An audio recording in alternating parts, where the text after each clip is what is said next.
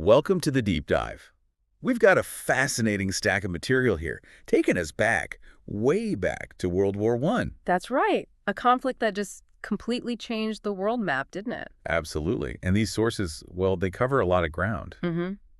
We're talking articles, research, notes, looking at the trenches, the politics behind it all, the economic chaos. And even some really specific local stories, which I found fascinating. Yeah, those add a real human element. So our mission today, for you listening, is to dive into this material. We'll be your guides, basically. Pulling out the key insights, the important facts, so you can get a solid understanding pretty quickly. We'll try to connect the dots, maybe uncover some things you didn't expect. Ready to jump in? Let's do it. Where should we start? Maybe with the experience on the ground? The human cost? Good idea. Because when you look at the sources about, say, 1917, 1918, especially the Western Front, one thing just dominates: trench warfare. Oh, absolutely. And the descriptions are just grim. Yeah. These lines, dug-in positions stretching for hundreds and hundreds of miles. Right, from the North Sea down through Belgium into France. It's just ditches, really. Where soldiers lived and fought and died. In the mud, under constant threat. Machine guns, massive artillery shelling. And those terrifying new chemical weapons, too. Yeah, gas. Horrific. And then there's that space between the trenches. No man's land. The sources paint a bleak picture, don't they? Sometimes only 50 yards wide, sometimes a couple hundred. Just this wasteland of craters, barbed wire. Landmines sometimes. Utterly treacherous. And the outcome, the sources are really clear on this. Millions died. Millions. In these awful static conditions.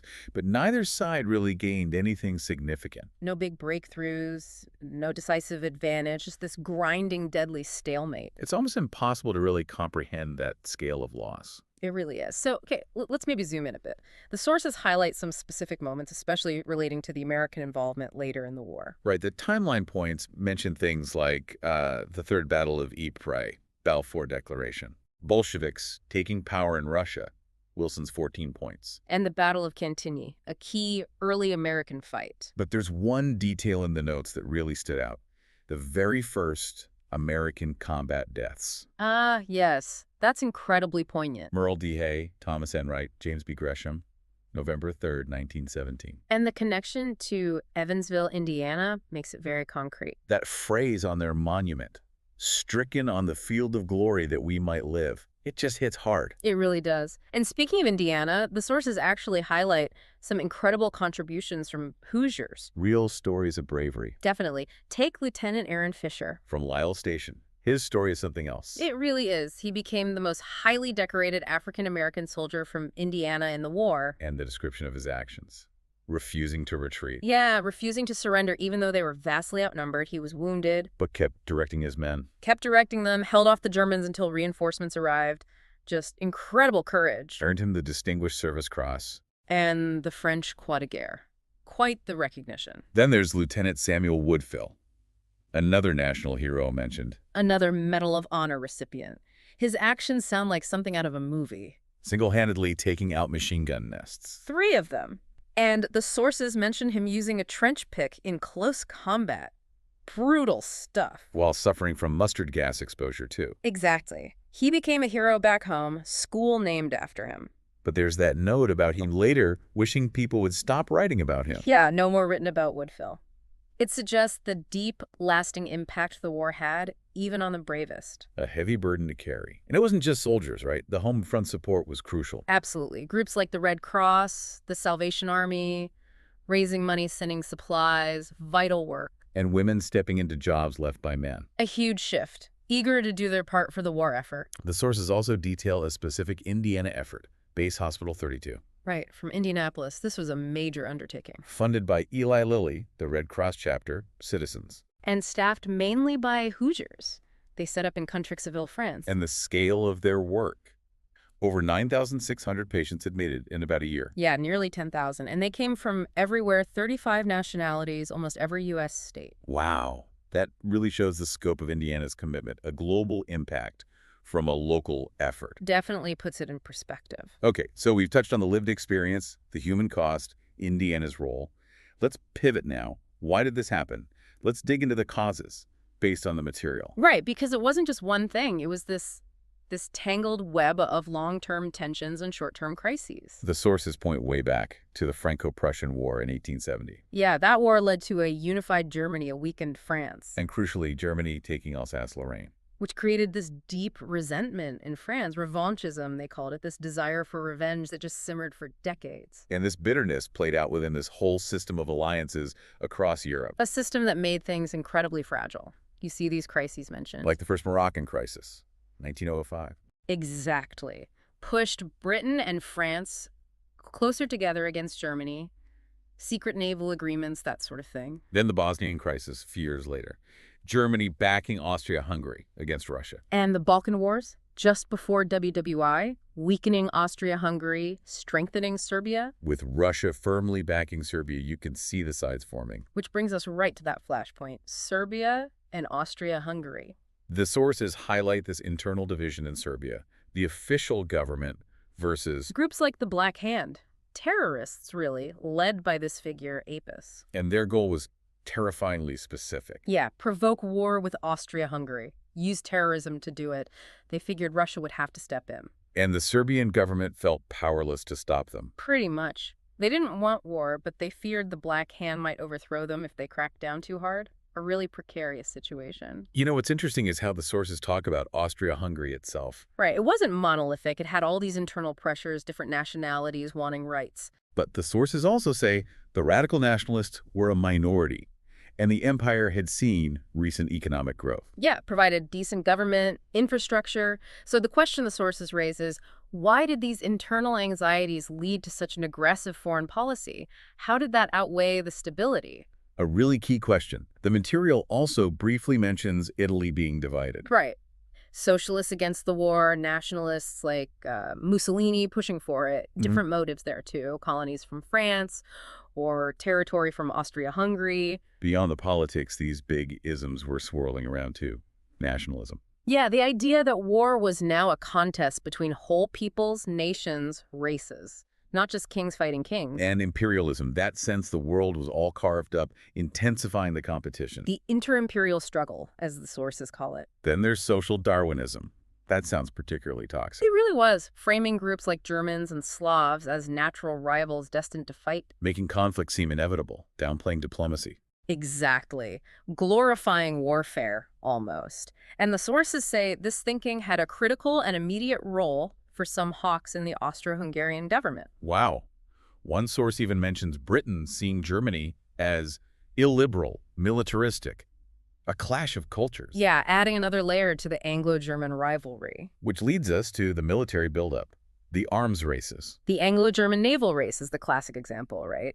1898 to 1912. Britain kept its lead, over 2-to-1 in tonnage by 1914. But Germany had closed the gap significantly, and Britain's policy was always to be stronger than the next two powers combined. So did the race cause the war? One source seems a bit skeptical. Yeah, the argument is, since Britain essentially won the race, it's hard to call the race itself a direct cause. Though German gains, plus the rising U.S. Navy, definitely made London nervous. And then there were the mobilization plans. The infamous war by timetable. These plans were incredibly rigid. Once you started mobilizing, it was almost impossible to stop. Pretty much. Stopping halfway would leave you incredibly vulnerable. It massively shrank the time available for diplomacy once a crisis hit.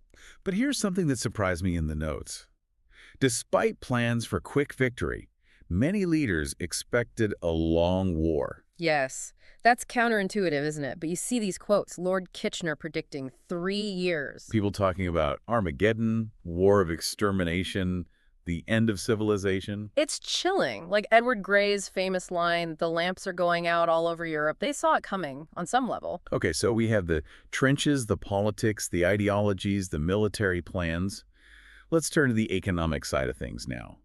The sources cover this really well, both before and after the war. Right. The period before the war is described as this era of first globalization. Lots of economic growth, trade booming, foreign investment. Levels that, in some ways, weren't reached again for decades after the war. It was incredibly interconnected. And the sources link this to imperialism, though, with different theories.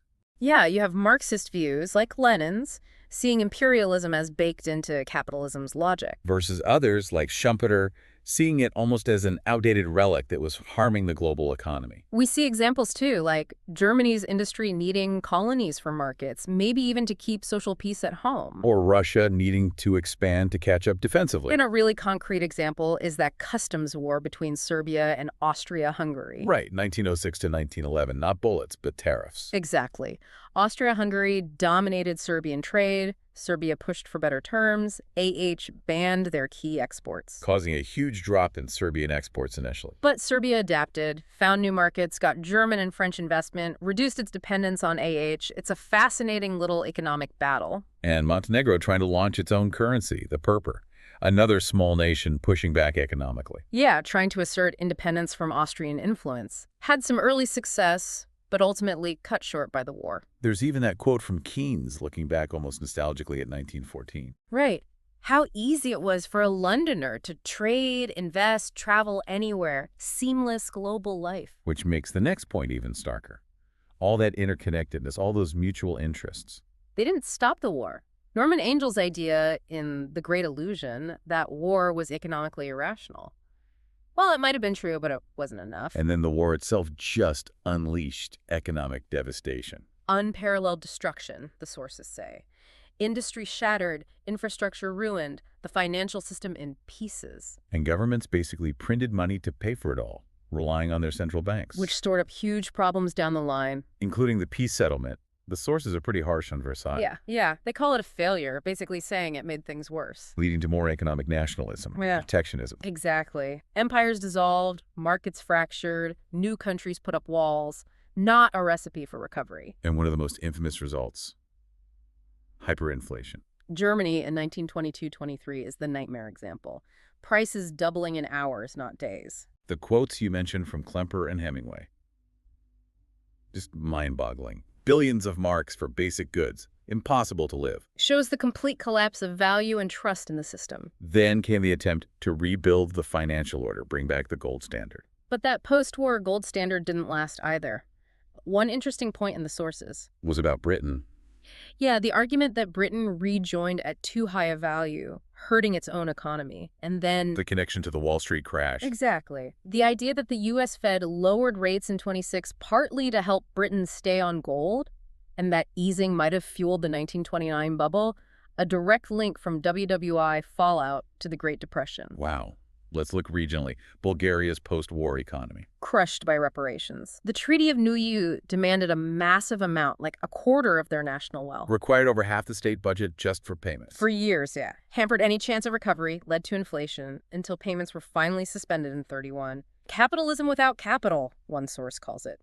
Grim. And Serbia, as part of the new kingdom of SCS. Also devastated. There was a brief boom fueled by printing money, but industry often used outdated tech. Transport was poor. And huge social inequality. Massive gap between a tiny elite and the masses of poor workers and peasants. Very unstable. But amidst this chaos, the sources mention the cooperative movement growing. Yes, as a kind of alternative, a way for ordinary people, especially farmers, to gain some economic power. Providing mutual support, helping with reconstruction. Like Alexander Chayanov's ideas about peasant farms cooperating on marketing, credit, though he tragically fell victim to Stalin later. And that specific example, the Belgrade Cooperative. Led by Georgy Weifert. Set up to fight loan sharking, it managed to stay stable through the crisis, kept interest rates reasonable when private banks were hiking them. A really interesting counterexample. Shows different ways people tried to cope and rebuild. Okay, shifting slightly again. What about other societal changes? The role of women? A huge area of change. Women flooded into jobs vacated by men eager to contribute. Which sparked that debate about equal pay for equal work. Right. There was even a committee that endorsed the principle of it. But they didn't expect women's output to be equal due to strength or health. That was the assumption, yeah. Even when evidence showed women doing the jobs just fine. Unions got equal pay guarantees sometimes, but often just for the war's duration. The sources mentioned munition workers, registration schemes, and specific struggles like the Cradley Heath chainmakers earning incredibly low wages. It highlights the ongoing fight. And then there's that unexpected topic, the evolution of auditing. Yeah, not something you immediately think of with WWI, but the sources trace its development. Apparently it was pretty basic before the war. Shareholder auditors. Often unqualified amateurs, yeah. Biscuit and sherry audits, they called them sometimes, lacking real rigor. And failures to detect fraud actually drove the move towards professional external audits later in the 19th century. But then WWI and its aftermath, with all the inflation and financial instability, created new challenges for auditors. Harder to make sense of the numbers. Exactly. And the sources connect this to modern times, too, that expectation gap after the 2008 crisis. People wanting auditors to guarantee a company's future or find all fraud. Right. But even with new regulations demanding more informative reports, the scope is still limited. Auditors don't assure future viability. It's an ongoing tension. What a sweep. From the trenches and individual acts of heroism, To the deep political and economic roots. the massive societal shifts, the unexpected institutional changes like auditing, it's all interconnected. Absolutely. You really need that multifaceted view, which these sources provide, to start to grasp the enormity of World War I. And hopefully for you listening, this deep dive has pulled out those key threads, given you specific details, and helped you build a more informed picture. So maybe a final thought to leave you with, drawing from that economic discussion. We saw how strong economic interdependence didn't prevent the war back then. Today, we live in another highly globalized world. So what does that history tell you about the limits of economic ties in ensuring peace or stability now? Are we immune, or are some vulnerabilities timeless? That's definitely something to chew on. A provocative question indeed. And if you want to explore more, especially the Indiana connections. Right. The sources listed places like the Indiana Historical Society, the Indiana Military Museum, great resources for connecting locally. Well, thanks for joining us on this exploration. Yes, thank you. See you next time on The Deep Dive.